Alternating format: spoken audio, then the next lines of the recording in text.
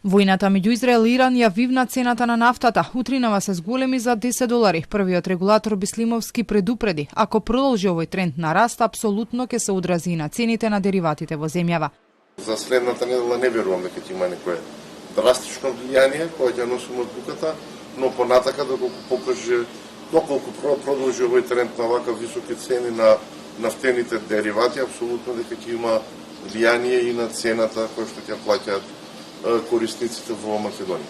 Но не очекува ваквите ценовни пореметувања да донесат нов бранд поскапување и на останатите продукти кои се користат тука како што се случи претходно. Имаше цени на нафтени деривати и дизел која беше 110 денари, кога беше причина за голем број на поскапување.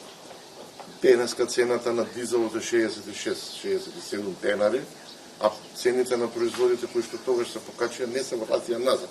Така да не верувам дека тоа ќе има драматично влијание и на останатите продукти кои што се користат во државата. Бислимовски е оптимист дека овој ценовен скок е моментален пик.